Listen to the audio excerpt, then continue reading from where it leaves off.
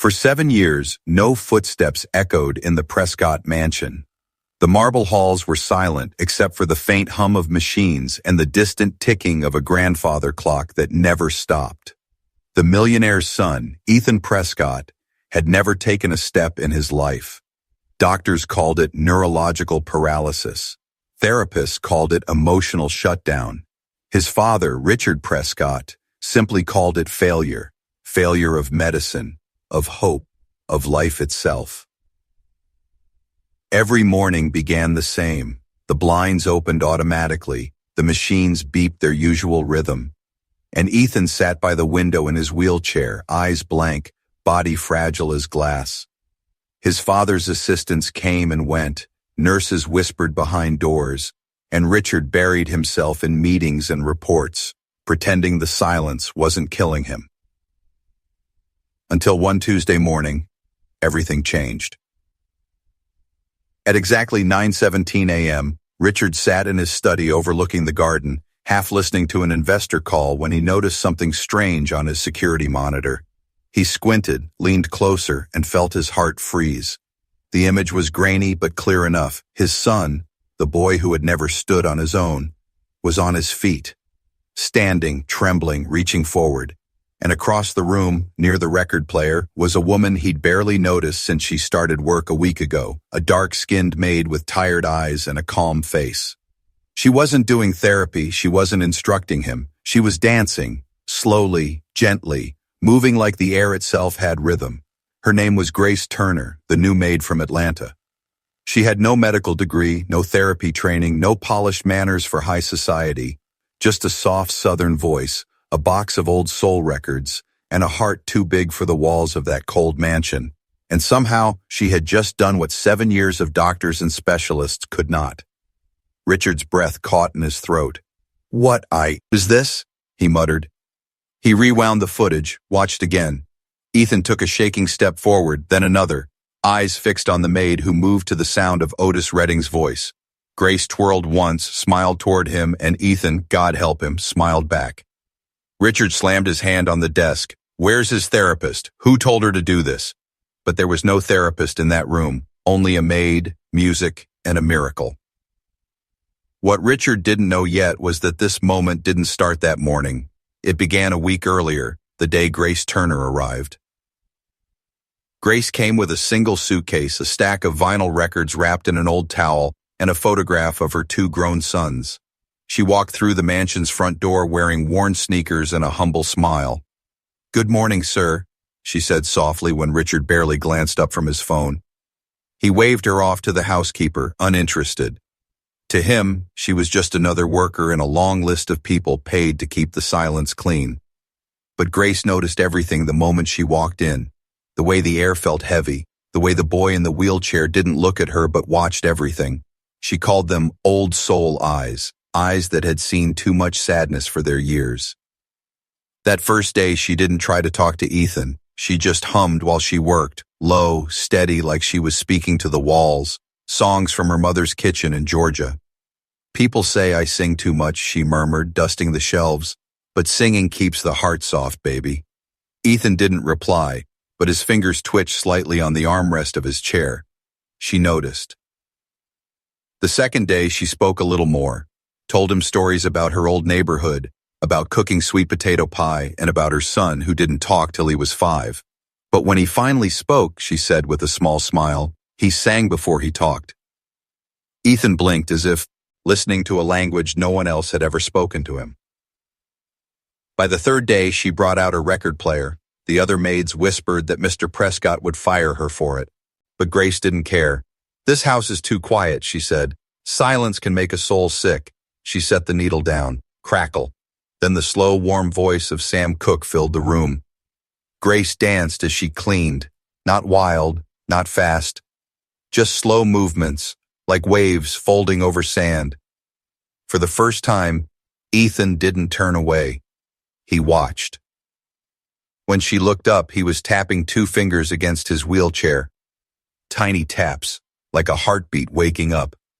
Grace didn't say a word. Each day after, she played another record. Otis Redding, Aretha Franklin, Etta James. Each note stitched something back together inside the boy who'd forgotten how to feel. Then came the morning of the miracle. Grace turned on the record player, humming softly, unaware that Richard's cameras were rolling. She swayed side to side, hands in the air, and Ethan's eyes followed her every move. His small hands gripped the arms of his chair, his legs trembled, and then, like something inside him refused to stay asleep, he stood. No one guided him, no one helped, just music, just faith, just the unseen pull between two souls, one broken, one healing.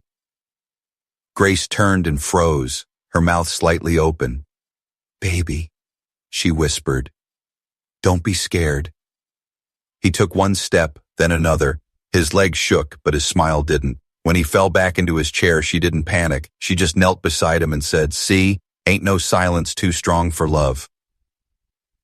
In another room, Richard watched it all unfold. His world, built on logic, money, and control, began to crack. For the first time in years, he didn't know what to say. The maid had done the unbelievable, and nothing in that mansion would ever be the same again.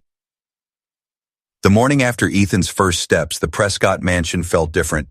It was as if the house itself had exhaled for the first time in years. The walls, once cold and echoing, carried a faint hum, the sound, a ghost of a melody that had awakened something sacred inside those rooms. But not everyone welcomed the change. Richard Prescott was a man who believed in science, not miracles, in control, not chaos. He had built his empire from numbers and logic, never faith or feeling. And now a maid, a woman with no degree, no credentials, no recommendations beyond an old housekeeper's word, had achieved what millions of dollars in medical care could not. It unsettled him to his core. He called for her that morning. "Grace Turner," he said through the intercom, his voice sharp, clipped, as if afraid of what he might discover. Grace appeared in the doorway moments later, still wearing her simple apron and her calm expression. "Yes, sir?" she asked softly. Richard studied her. "What happened yesterday?"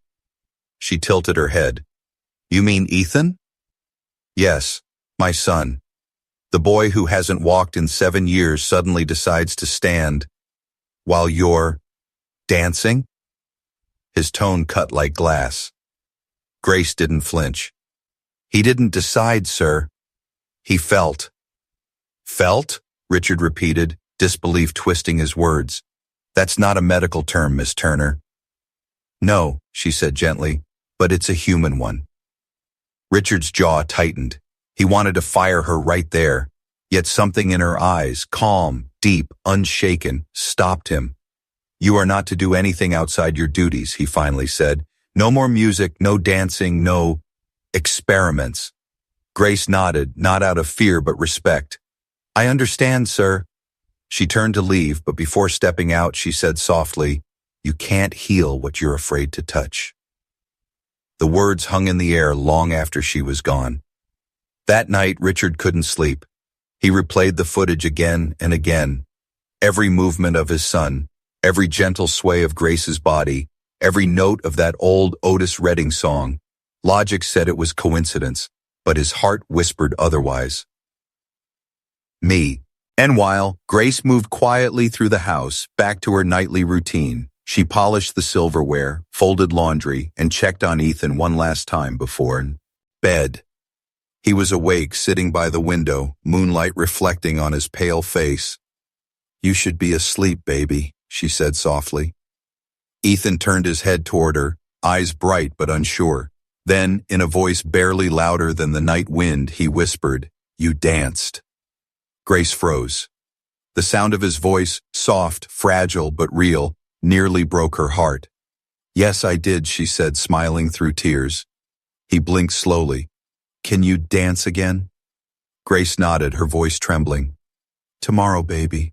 I promise." When she closed the door, she pressed her hand to her chest, whispering a prayer she hadn't said in years. "Thank you, Lord. You still move mountains." The next morning, Ethan waited for her in the living room before breakfast. His record player sat beside him, one of Grace's vinyls already on top. It was Sam Cooke again, "A Change Is Gonna Come." Grace smiled, shaking her head. "You little rebel," she whispered. "Your daddy's gonna fire me for sure." But she didn't stop him. She turned the volume low and began moving again, slow and graceful. Ethan watched, eyes wide, his hands resting on his chair's armrest. He didn't stand this time. He didn't need to. Just watching her was enough to make something inside him light up. When the song ended, Grace walked over and crouched beside him. "You did good, baby. You remembered how to feel the music." Ethan looked down, whispering, "My legs, they hurt." "That's how you know they're waking up," she said. "Sometimes pain is proof of life." Over the next few days, Grace kept her promise to stay within her duties. But she found small ways to reach Ethan. She told him stories while cooking, sang quietly as she cleaned, and left the record player near his window so he could listen alone. The boy who once sat in silence began humming. Not words, just soft, broken notes. But for Grace, it was enough to bring tears to her eyes. Then one evening, as the sun dipped low and golden light filled the hallways, Richard walked past the living room and froze. He saw his son sitting up straight, laughing, an actual laugh, as Grace told him some story about her sons trying to fry chicken with an iron. The sound stopped him cold. He hadn't heard that laugh since his wife left. He stood in the doorway, unseen, watching them. Grace was seated on the floor, her back against the couch, smiling like the world was still worth smiling for. Ethan's face was alive and not pale and empty, but bright. Something twisted in Richard's chest. Guilt, jealousy, awe, maybe all three. He had spent 7 years building walls around his son, trying to protect him from pain, from disappointment. But in doing so, he'd also kept out joy.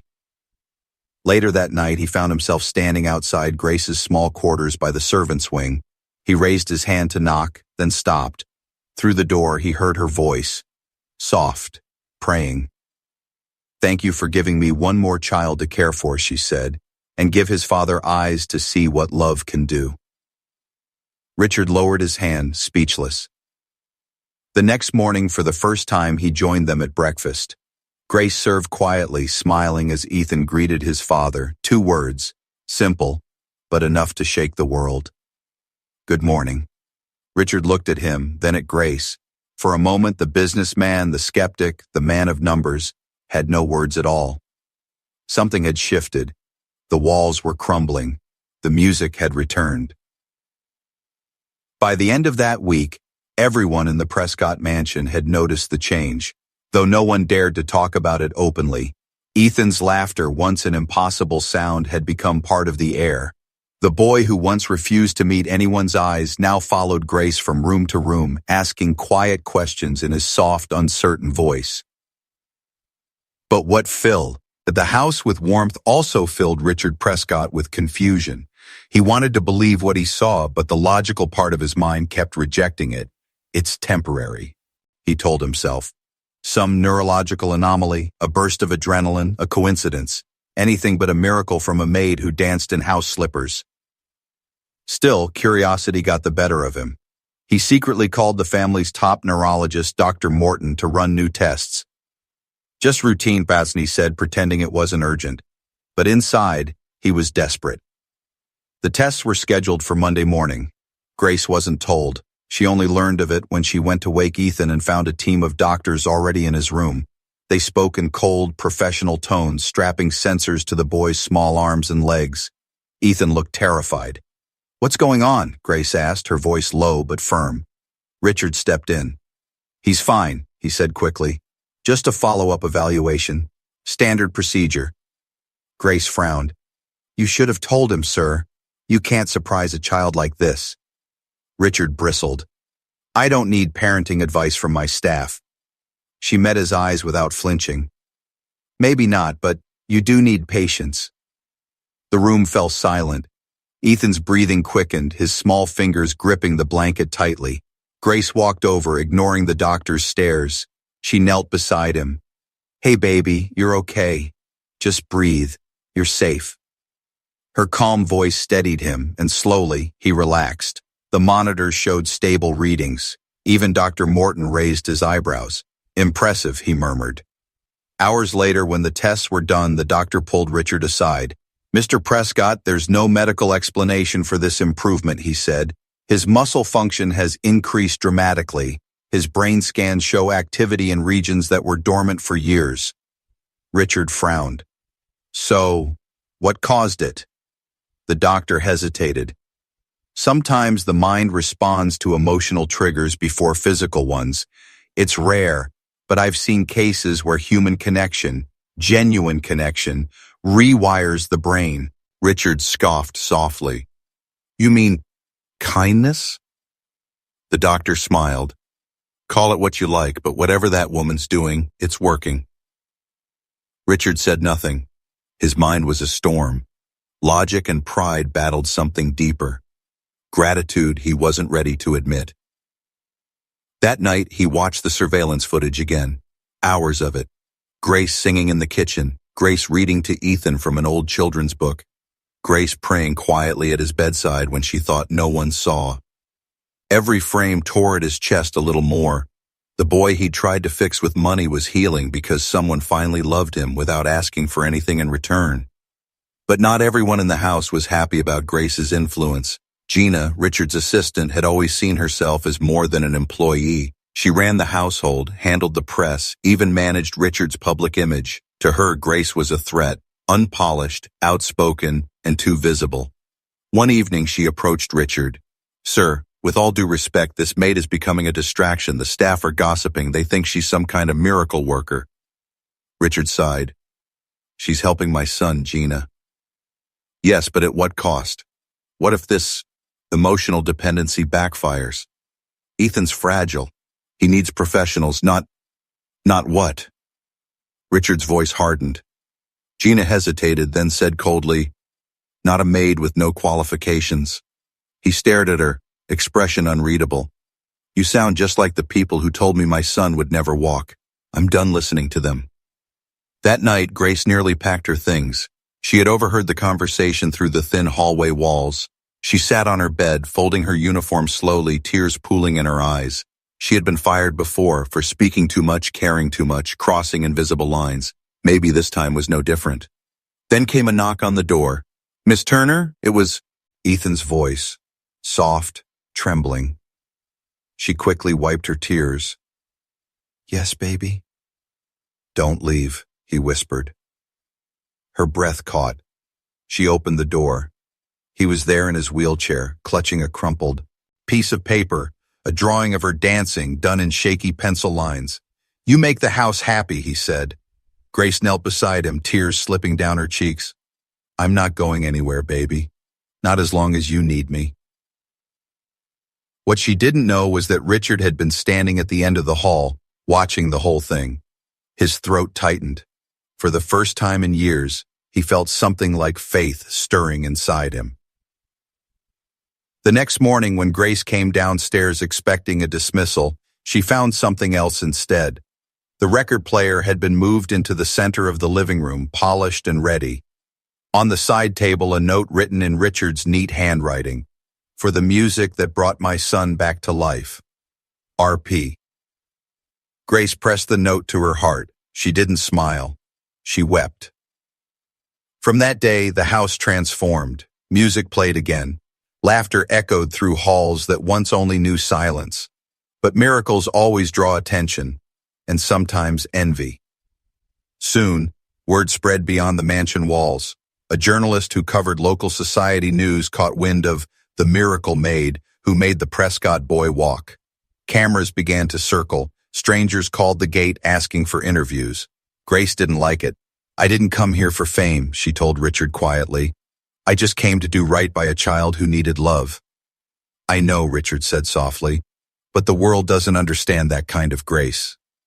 And he was right, because soon, one wrong photograph would change everything, and the miracle they tried to hide would be exposed for all to see. By the next week, the Prescott mansion was no longer a home. It was a headline. News vans parked outside the gates, their cameras aimed like hungry eyes toward the long gravel driveway. What had once been the family's fortress of silence had become a spectacle. "The Miracle Boy of Fairfield," read one magazine. Cover: The maid who made him walk, another. Grace had never wanted fame. She didn't even own a smartphone, and she couldn't understand how a private moment of healing had turned into a national story. It started with one picture, a blurry shot taken through the window by a passing gardener. In it, Ethan stood, hand in Grace's, smiling brighter than he ever had. The image leaked online, and the world pounced. Reporters called it a miracle. Critics called it a hoax.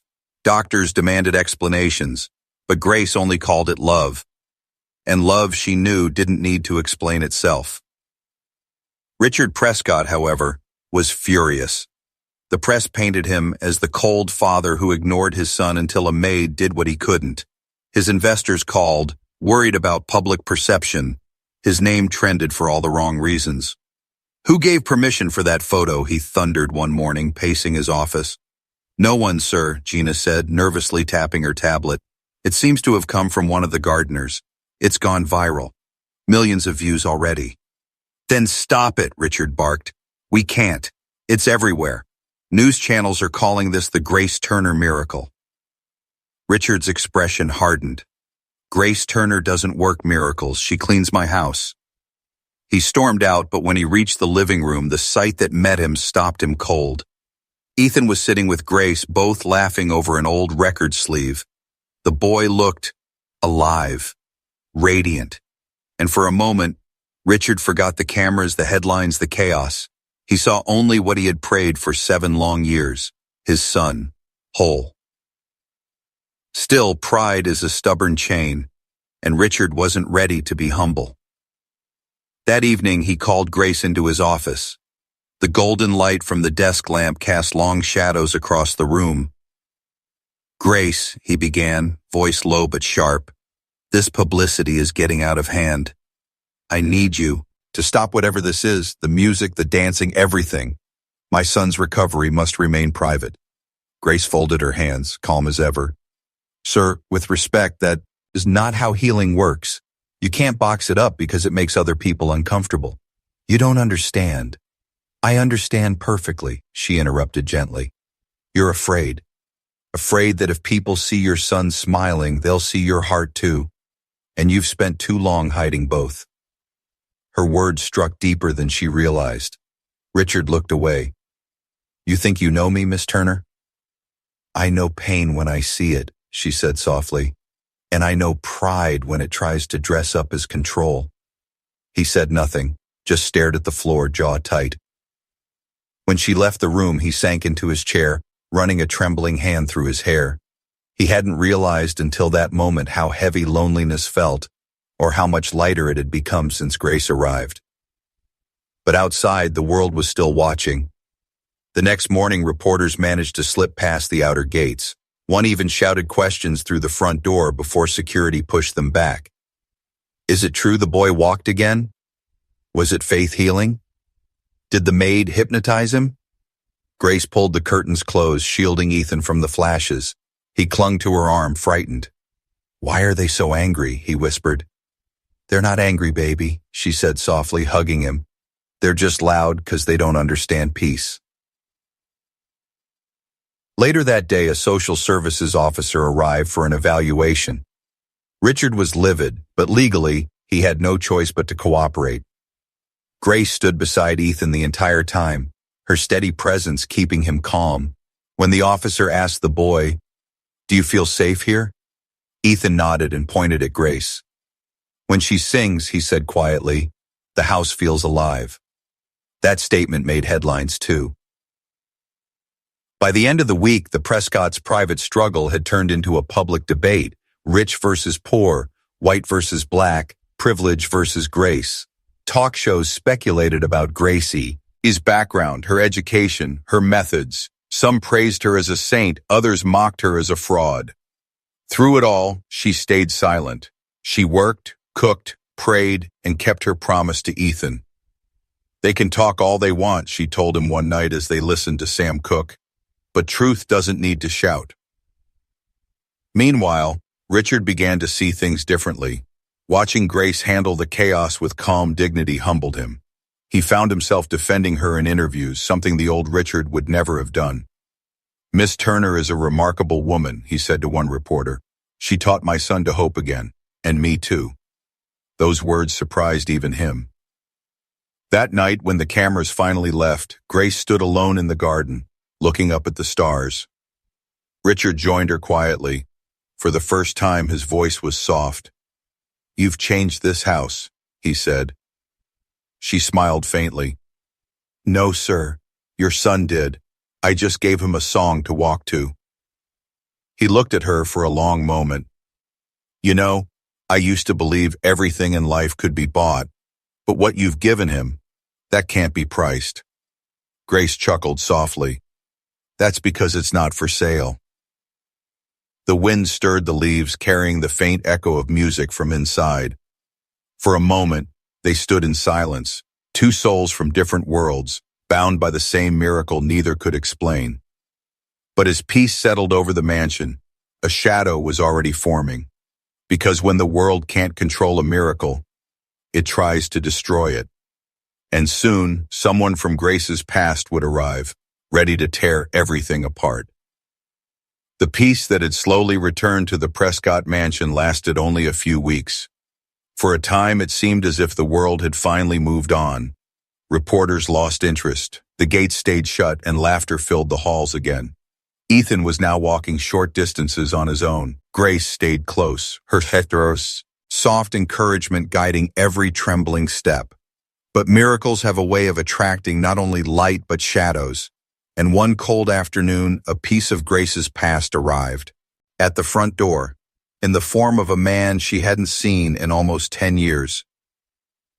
Richard was in his study when Gina entered, nervous. "Sir," she said cautiously, "there's someone asking for Miss Turner. He says he's family." "Family?" Richard frowned. "Send him in." Moments later, a tall man in worn clothes and a bitter expression stepped into the room. His voice carried the rasp of someone used to hard living. "Name's Kendrick Turner," he said flatly. "I'm Grace's son." Richard blinked, surprised. "Her son? I didn't know she had children." Kendrick gave a short, cold laugh. "Yeah, well, she don't talk about me much. Guess she's too busy playing angel up here in this palace." Before Richard could respond, Grace appeared at the doorway. Her eyes widened the moment she saw him. "Kendrick?" Her voice trembled. "What are you doing here?" "What am I doing here?" he snapped. "I should be asking you that. While you're out here living in mansions, do you even know what's been happening back home? Lennell got arrested, Mama's house near foreclosure, and you out here dancing for rich folks." Grace's face fell. "Don't talk like that, baby. You don't understand."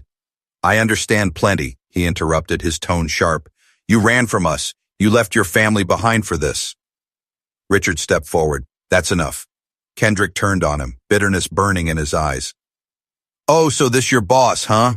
You his maid, right? You heal his kid while your own family falling apart?" Grace flinched, tears welling up. "You stop right now, Kendrick. You don't know the whole story." But he wasn't listening. He stormed out, slamming the door behind him. Richard looked at her, concerned. "Grace, is what he said true?" She nodded slowly, her voice breaking. "My youngest boy, Lennell, got into trouble years ago. I've been sending money when I could, but it's never enough. I thought if I were kept steady here, I could help more." For the first time since she arrived, Grace's calm cracked. She sat down, eyes glistening. "Sometimes, sir, love makes you strong. Other times it breaks you just so you can bend again." Richard didn't know what to say. He'd built his life avoiding emotions like this, but seeing her crumble, the same woman who'd given his son hope, did something to him. Without thinking, he said softly, "Take a few days off. Go see your family. I'll make sure you have what you need." Grace looked up, shocked. "You'd do that?" He nodded. "You've done more for this house than anyone. You deserve to take care of yours." The next morning, she packed a small bag. Ethan refused to let go of her hand. "Will you come back?" he asked, voice trembling. She smiled, brushing his hair gently. "You couldn't get rid of me if you tried." When Grace left, the mansion felt hollow again. The music stopped. Ethan's progress slowed. He tried to walk, but his steps were shaky without her voice guiding him. Richard noticed, though he said nothing. He realized just how much light that woman had brought into their lives. 2 days later, Grace arrived in Atlanta. Her mother's house was smaller than she remembered, its paint peeling, its porch sagging under years of neglect. Inside, her younger son Lennel sat quietly, eyes downcast. "Mama," he whispered when she entered. Grace rushed to him, holding him tight. "I missed you, baby. I'm sorry I wasn't here." He nodded against her shoulder. "I just got lost for a while." Kendrick stood in the corner, arms crossed. "You still think you can fix everything with a hug?" Grace turned to him, eyes full of compassion. "No, but I can try with love. That's all I ever had." That night, she sat by her mother's old rocking chair, humming the same songs she used to sing when her boys were small. Slowly, Kendrick softened. He joined her on the porch, staring at the stars. "You really think God still listens to you, Ma?" he asked quietly. Grace smiled faintly. "Baby, he never stopped. You just stopped listening." The next morning, Richard called. His voice sounded softer than usual. "Grace, I don't mean to rush you, but Ethan's asking for you. He's not himself without you here." Grace's eyes filled with tears. "Tell him I'll be home soon." She hung up and turned to her sons. "I gotta go back, but this time I'll send help. We'll fix things. Together." Kendrick sighed. "You really care about that boy, don't you?" Grace smiled. "He reminds me of you when you were little, quiet, scared, but full of fire waiting to come out." When she returned to Connecticut 3 days later, the moment she walked through the mansion doors, Ethan shouted, "Grace!" and actually ran, into her arms. Everyone froze. The nurses gasped. Even Richard covered his mouth, disbelief flooding his eyes. Grace held him close, tears streaming down her cheeks. "You did it, baby. You did it all on your own." Richard's voice cracked as he whispered, "No, not on his own. You gave him back his courage." The next few days felt like sunlight. Grace's presence brought laughter and warmth once again, but the world outside hadn't forgotten the viral story. A television crew reached out, offering an exclusive interview about the miracle Maid. Richard wanted to refuse, but Grace looked thoughtful. "Maybe it's time the world saw what love can really do." He hesitated, then nodded. "If you're ready for that." "I'm not doing it for me," she said quietly. "I'm doing it for every child who's been told they can't, and for every parent who's forgotten how to hope." Neither of them knew it yet, but that interview would change everything, for Grace, for Ethan, and for Richard Prescott himself. The day of the interview arrived with the first light of dawn spilling through the tall glass windows of the Prescott mansion. Grace woke early, as she always did, humming softly while making breakfast. But this morning felt different. The air itself seemed to hum with expectation. Ethan was already awake, sitting by the record player, his favorite vinyl clutched in his hands, the same Otis Redding record that had played the morning he first stood. "You ready, baby?" Grace asked gently. He nodded with a shy smile. "You're going to be on TV, Miss Grace." She chuckled softly, wiping her hands on her apron. "We both are, sugar. This ain't about me. It's about what music, love, and a little faith can do." When the crew arrived, lights and cameras filled the living room where the miracle had happened. The journalists were respectful but curious. They asked Grace to sit beside Ethan on the couch while Richard hovered near the doorway, his usual confidence replaced by a nervous quiet. The interviewer, a kind woman with warm eyes, began softly. "Grace Turner, people around the world are calling you the woman who made a boy walk. How does that make you feel?" Grace smiled faintly, her hands folded neatly in her lap. "It makes me grateful, ma'am. But truth is, I didn't make him walk. He already had that strength inside him. I just reminded him what it feels like to be seen." The interviewer nodded. "And what do you say to those who think this was some kind of miracle?" Grace glanced at Ethan, then at the camera. "I say miracles happen every day, but they don't always look like lightning or fire from heaven. Sometimes they look like a child smiling again. Sometimes they sound like music in a quiet house." Ethan reached over and took her hand. The camera zoomed in. "She taught me how to listen," he said softly. And when I listened, I wanted to move. The room went silent. Even the camera crew seemed moved by the simple truth in his words. When it was Richard's turn to speak, he cleared his throat and looked straight into the camera. For years, I tried to fix my son with money, specialists, technology, private care, but I forgot the one thing he needed most was human warmth. Miss Turner brought that back into our home. She brought it back into me. The interviewer smiled. So you believe love healed your family? Richard nodded. I believe love reminded us what it means to live. That line made national headlines within hours. The segment aired on every major network. People across the country wept watching the footage, the billionaire father humbled, the black maid speaking wisdom, and the little boy taking small, careful steps toward the camera. It wasn't just a story anymore. It was a message. Within days, messages flooded in from everywhere.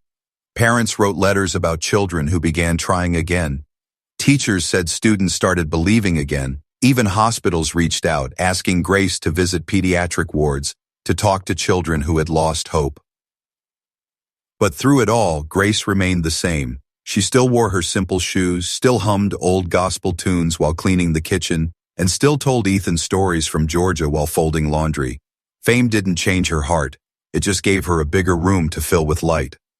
A month later, Richard organized a small gathering at the mansion, not for business, but gratitude. He invited the doctors, the staff, and even Grace's two sons, Kendrick and Lennell, who arrived unsure of what to expect. When Kendrick walked into that glittering house, his expression softened. He saw his mother standing proud beside the boy she had helped heal, and for the first time, he understood. You did all this? He whispered. Grace turned, eyes shining.